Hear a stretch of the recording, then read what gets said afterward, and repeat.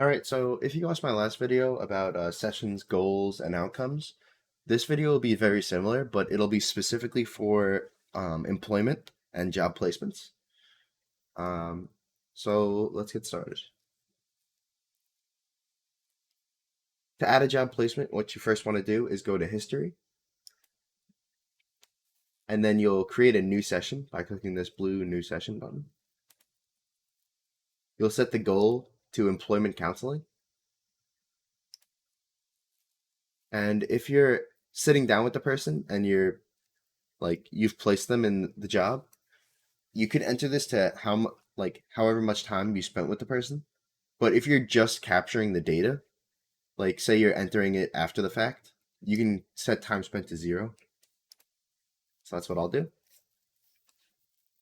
And then you'll see the rest of these fields are filled out. We did this in a previous video and they carried over to this session. So you don't have to fill these out every time. Next, we'll go to the service plan.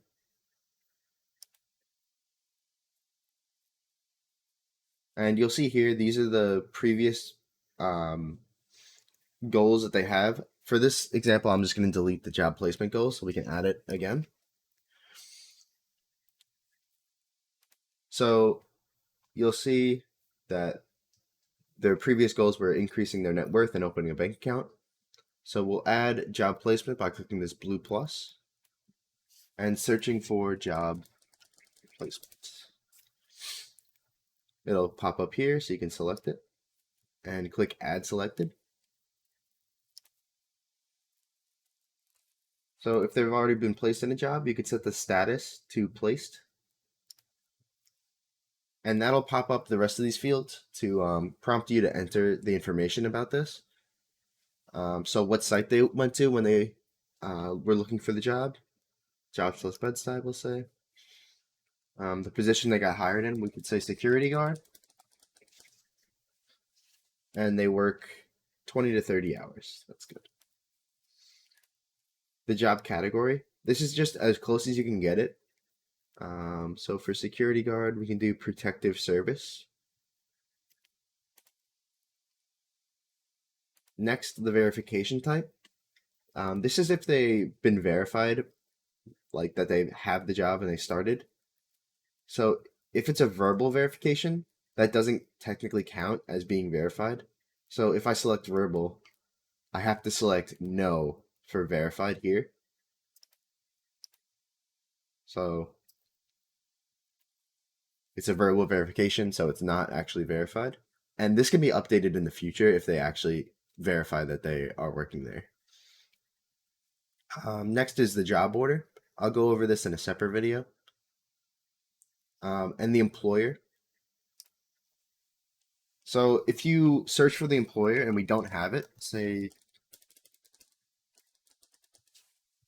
test security, and nothing pops up, you can create a new employer just by clicking this blue new button. And this time it'll be an organization. And all you have to enter is the organization name. So test security, continue, and it'll pop up here. The first time you're entering a new employer, you have to enter the industry, and this will be saved after you enter it for the first time. So for security, we can do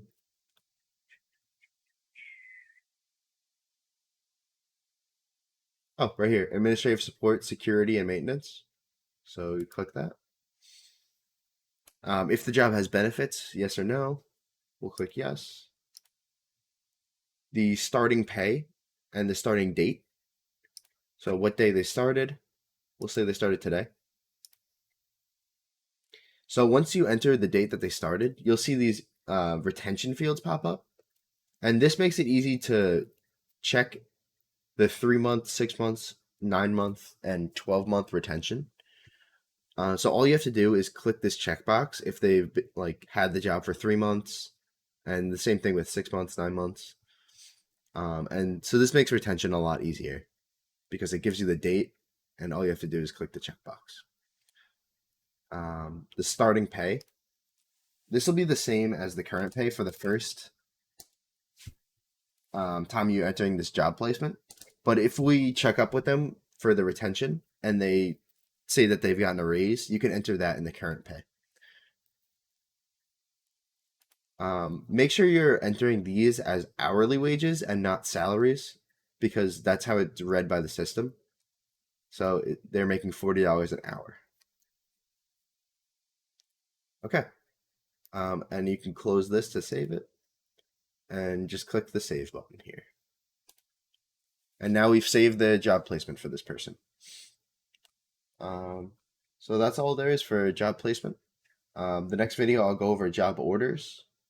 So thank you.